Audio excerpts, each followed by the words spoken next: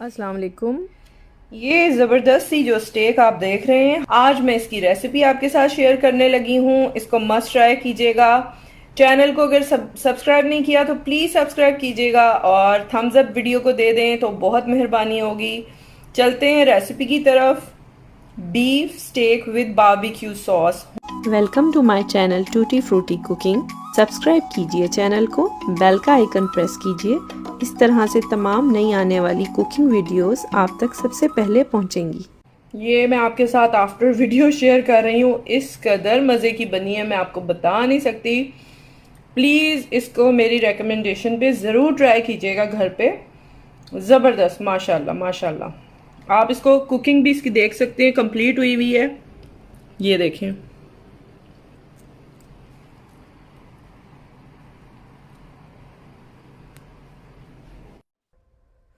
हाँ जी, मैंने यहाँ पे रिकॉर्डिंग की थी लेकिन आई थिंक बटन प्रेस नहीं हुआ।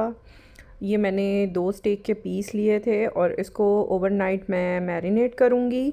यहाँ पे मैं ऑलरेडी नमक और काली मिर्च ऐड कर चुकी हूँ इसके ऊपर, और इसको अब मैं लेमन स्क्वीज़ कर रही हूँ।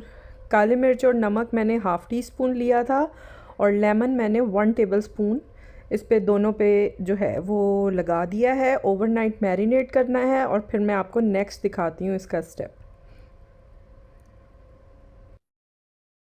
यहाँ पे मैंने बटर लिया है, तकरीबन ये 2 टेबल स्पून है। इसको मैं मेल्ट कर लेती हूँ। क्वांटिटी क्योंकि बीफ स्टेक की थोड़ी है तो मैं यहाँ थोड़ी सॉस ही बना रही हूँ। आप इसको अपने हिसाब से जो इंग्रेडिएंट हैं वो बढ़ा सकते हैं अगर आप ज़्यादा बना रहे हैं। यहाँ पे मैंने एक छोटा प्याज लिया था और इसको जस्ट मैंने सौते कर लेना है।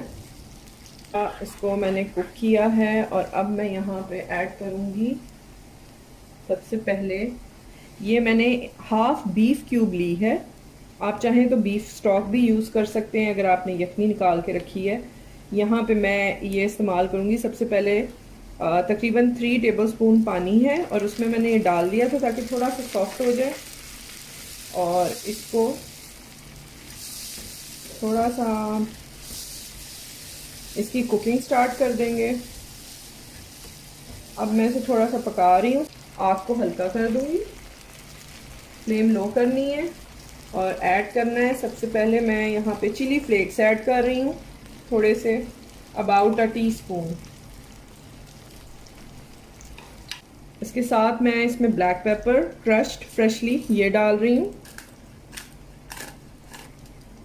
About quarter teaspoon. मैं साल्ट अभी यूज़ नहीं कर रही क्योंकि जो मैंने बीफ स्टॉक ऐड किया है उसके अंदर ऑलरेडी मौजूद है। यहाँ पे फिर हम यूज़ करेंगे barbecue sauce. First of all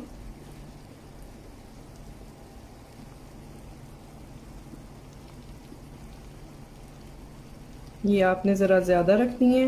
ये मेरे पास 2 तरह की, एक स्वीट है और एक स्पाइसी है। यहाँ पे मैंने स्वीट डाली है तकरीबन 1 टेबल स्पून और ये मैं स्पाइसी वाली डाल रही हूँ 2 टेबल स्पून और थोड़ा सा अब 3 टेबल स्पून। ये टोटल मैंने इसमें 4 टेबल स्पून डाली हैं। इसको थोड़ा सा मिक्स करेंगे। साथ में ऐड कर रही हूँ 1 टीस्पून हनी, बस। थोड़ा सा चिली गार्लिक सॉस में ऐड कर रही हूँ, अबाउट अ टेबल स्पून। अच्छा, अगर आपको इसकी कंसिस्टेंसी थोड़ी थिक लगे, जैसा कि मैंने सॉसेस डाली हैं काफ़ी थिक होती हैं, तो आप इसमें हल्का सा पानी ऐड कर सकते हैं। थोड़ा सा मैं पानी डाल रही हूँ, क्वार्टर कप। माशाल्लाह परफेक्ट है, किसी चीज़ की ज़रूरत नहीं है।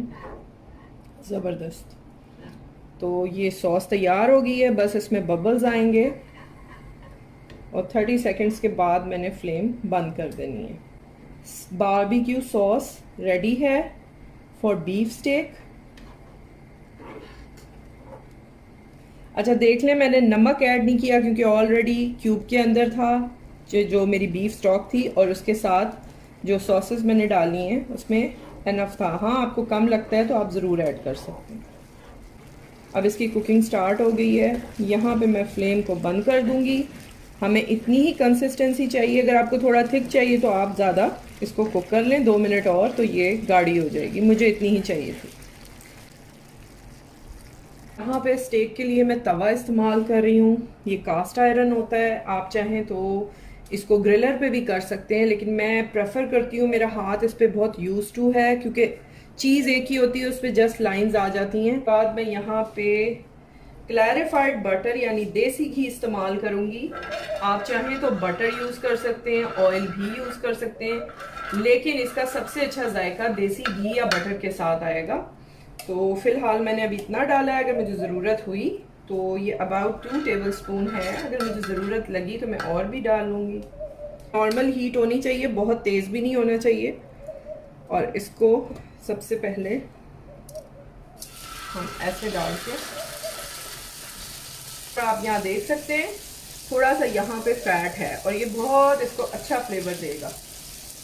यहाँ पे इसको हमने डाल के इसको छोड़ देना है और बिल्कुल आपने टच नहीं करना। अराउंड 2 to 3 मिनट्स इसको हम पकने देंगे, ताकि एक साइड से बहुत अच्छा सा कलर इसको आ जाए। यहाँ पे देखें, इसको अच्छा सा कलर आ चुका है पीछे। अभी हम इसको दोबारा टाइम देंगे। अभी ये तकरीबन 3 मिनट्स इसको मैंने वहाँ से कुक किया एक साइड से। अच्छा, जहन में रखिएगा एक बात कि स्टेक का फ्लेवर तब तक नहीं बनता जब तक वो उसकी ऊपर की सतह बर्न्ट नहीं होती। स्टेक का फ्लेवर जायका ही तब निकलता है। और इसको क्योंकि इसकी साइड हुई हैं, अभी इसका बीच का हिस्सा बाकी है। इसको मैं दोबारा पलटूंगी 3 मिनट्स के बाद और फिर मैं आपको दिखाऊंगी। ये देखें, माशाल्लाह माशाल्लाह, बहुत प्यारा कलर आया है और कुक हो चुकी है ऑलमोस्ट। यहाँ से भी मैं इसको कलर दूंगी। तकरीबन इसको टोटल टाइम इस वक्त 6-7 मिनट हो चुके हैं। अब देखें, इसको मैंने टर्न किया है, माशाल्लाह इधर से भी बहुत अच्छा कलर आ गया है। मैं आपको करीब करके दिखाती हूँ, ये देखें। और अब मैं विद इन अ मिनट इसको डिश आउट करती हूँ।